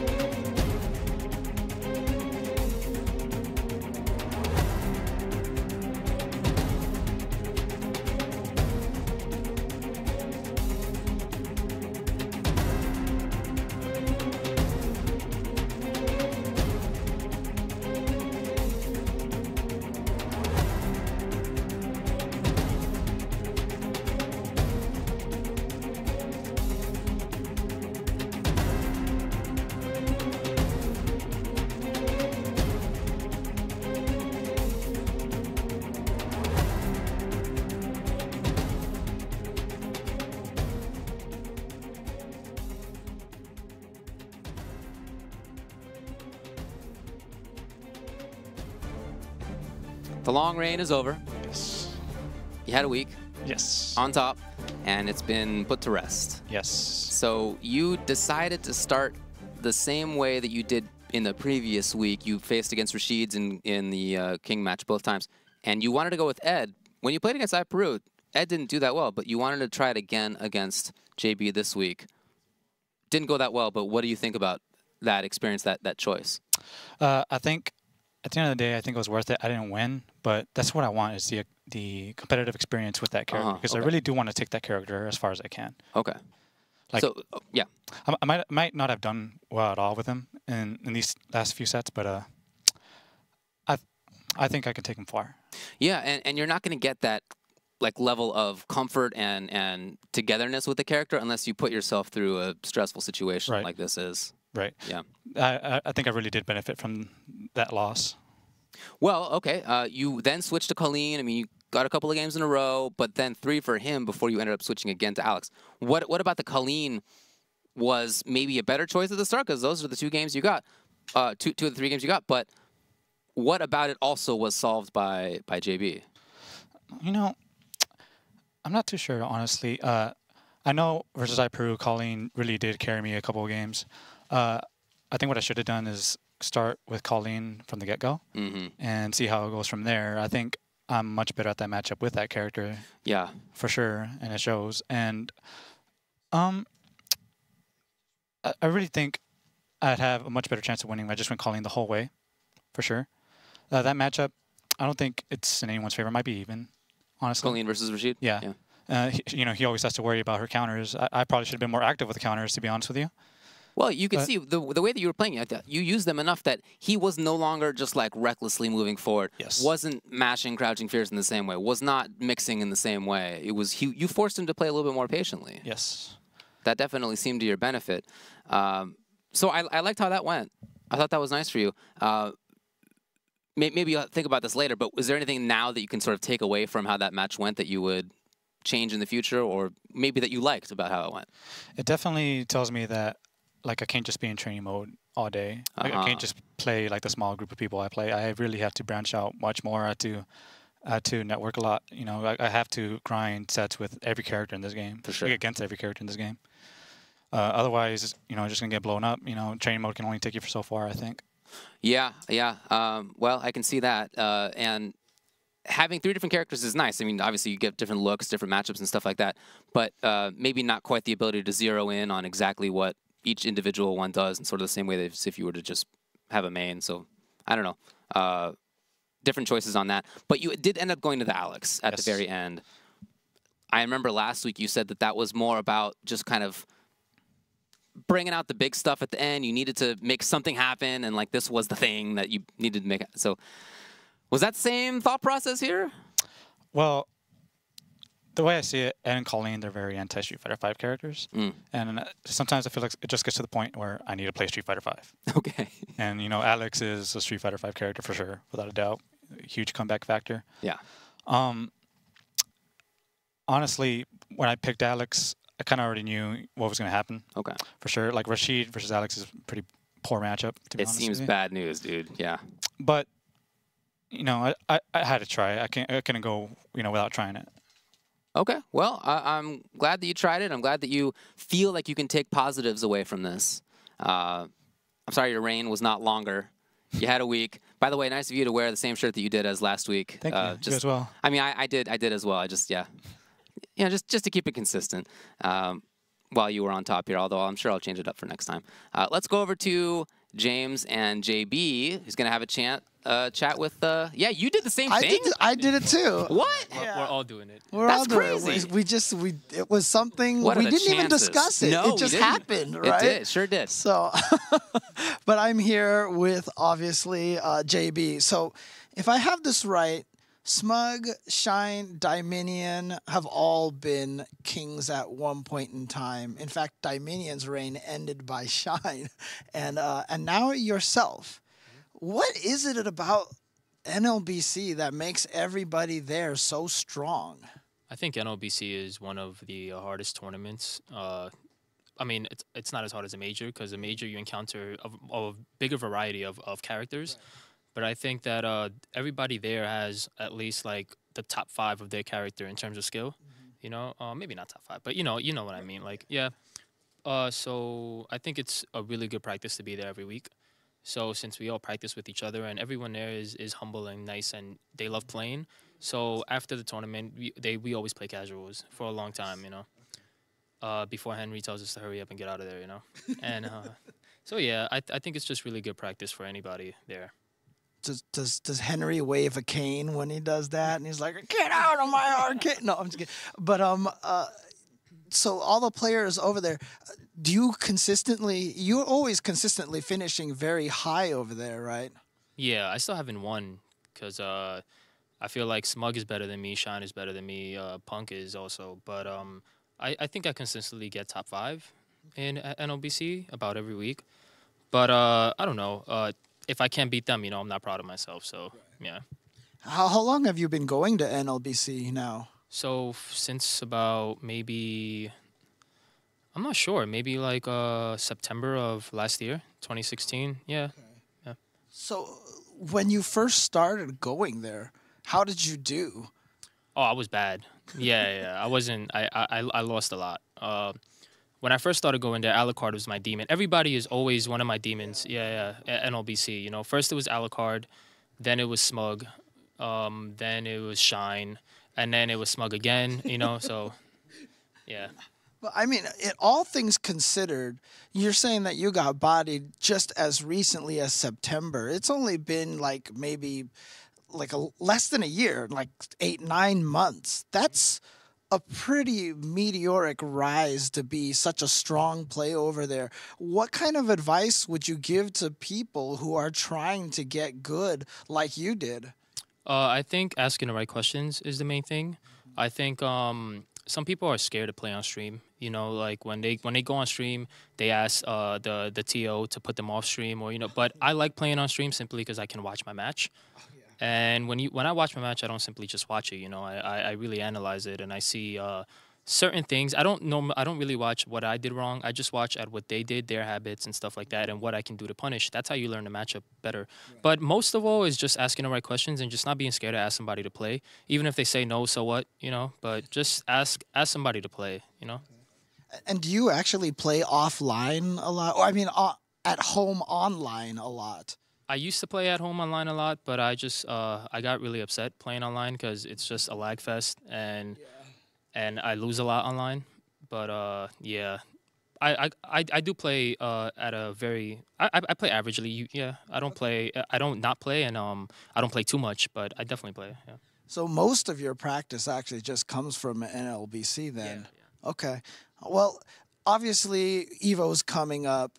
What are your expectations for yourself at Evo? I don't know. I've never been there, so I don't know how the brackets work. I've never heard of a multiple pool tournament before. I think Combo Breaker had that also. Yeah, But before that, I didn't even know that multiple pools even existed until someone told me that Evo has like 3 pools or something. And then so I don't know how I'm gonna do. I think I'll do well. The only thing I'm scared of is just my bad matchups or matchups that I'm not familiar with. That's it. Oh, I mean, which particular matchups are you worried about? Mostly Karen, because she does so much damage. You know, she can get you off a low forward that reaches across the map. Cammy also, and not too many characters, but the characters that do a lot of damage off of a crush counter. The characters that do damage off of just simply frame trapping you, and then being able to just spend 2 meters off of a frame trap, you know, and do almost 40%. So that's basically because Rashid only has 950 health. That's not too low, but he gets hurt. Yeah. Now, I remember last week talking to iPeru, who also was playing Rashid. He told me that he believes you have the best Rashid in the United States. Would you say that about yourself? I don't really watch other Rashids. Whenever I play the mirror, I usually lose it. So I don't know. Cool Kid doesn't go to a lot of tournaments, so I haven't watched him a lot. I stole one of his setups though. So yeah. Orange Man is really good also. Oh, well, he's not in U.S., right? He's Canada. Oh, yeah. But I don't know. I think Cool Kid is really good, so maybe he's better than me, or I don't know. Well, staying very humble here. Where can people find you on social media, or do you want to give any shout outs to anybody? Yeah, sure. So I only have a Twitter. My Twitter is XJAY_B BEE. Shout out to Pilot Chung for that. And just shout outs to my sponsors, shout out to my friends and everybody who watched. Thank you. Well, congratulations. Great job here. Very dominating performance all around today. So we're going to see you come back. And actually, you may have to go up against another NLBC player because Chris Hu will be coming up in a couple of weeks against Jace the Ace. So we'll see how well more NLBC players do. But that's going to be fun. And we're going to send it over to David at the desk. Well, that's a dominant day. 10-0, 10-3. Good work by JB, as you can see. I just thought he was super strong all around. Movement was there, pressure was there, expectations were there. He got very fast reads on people when Jame did not deal with jump out of the corner in like game 1 or 2. He just did it. He recognized immediately, and he stayed on that. So he has all of those things that make a strong player, and on top of that, I mean, his rise, as you said, I think described it well, meteoric. That's a very fast jaunt to as strong as he is now. To think that you are, you know, bad in September and then in whatever month we're in now, is that's very fast in the end of June. Yeah, exactly, and you know. What I like about it, though, I mean, it seems like a pretty consistent theme with all of our players who have been winning. So, I mean, obviously, Win Alpha only had 1 week, but yeah.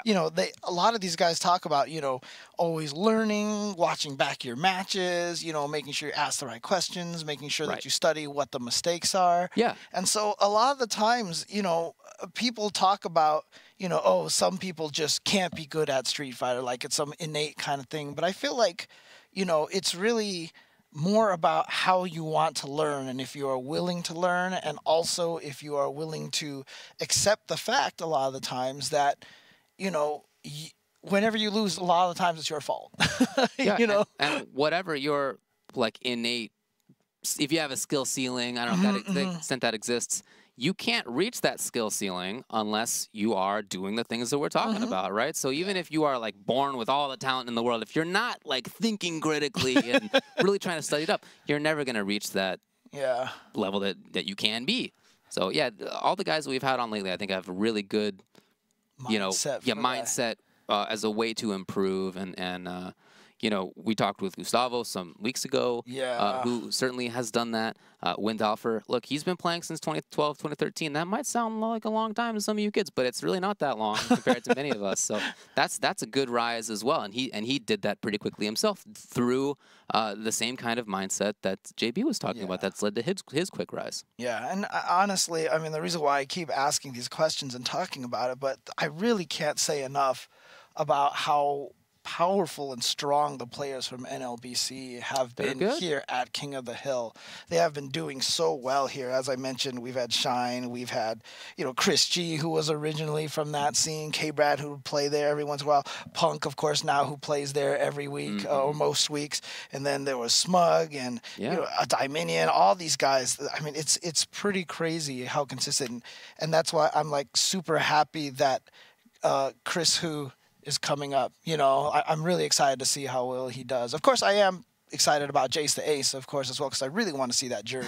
Yeah, we have heard good things about that jury. I haven't seen Chris play in the same kind of way that I used to. I know he still shows up to NLBC, but I'm curious to see, what level he's playing at. He can be great, of course. He sent Idom to losers one time, I remember, and he had like the crazy raging demon. Yeah. No, I mean, clearly he's a strong player, but I'm interested to see where he's at. And if it is the jury, then that's going to be pretty cool. Oh, you're talking about Jace then. Jace. Okay, sorry about that. It would be Gotcha. very, very cool to see that.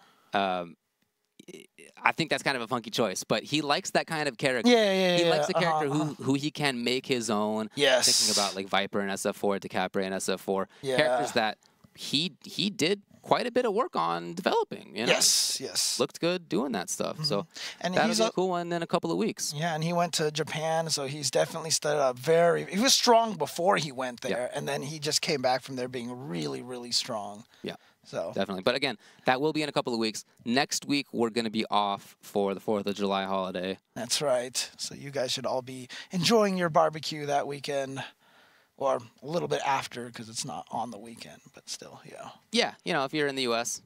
Yeah. It's not Enjoy Canada Day. That's coming up too. Canada Day is not too far away. It's before. But in any case, you want to follow the Twitter for ESL SF. Find out who's coming on in the future. Find out what's happening on the days where we do broadcast, and get a bunch of recap, GIFs and videos as well. A lot of they post a lot of the cool things that happen on that Twitter account. Yeah, and of course, we also have our own Twitch, which is twitch.tv/UltraChenTV, where every Tuesdays, which will be later tonight, we just talk about all sorts of fighting game stuff, and there's so much to talk about right now. There's plenty to talk about. So yeah, after E3, like what's happened? Yeah, a lot of stuff has happened. A lot of stuff. Like I can't even list any of it right now because there's just so many. I'd be so scared to leave anything important off. We'll talk about all that stuff tonight. But for now, again, we're going to have a couple of weeks off. We'll be back in 2 weeks for King of the Hill. We'll see you then.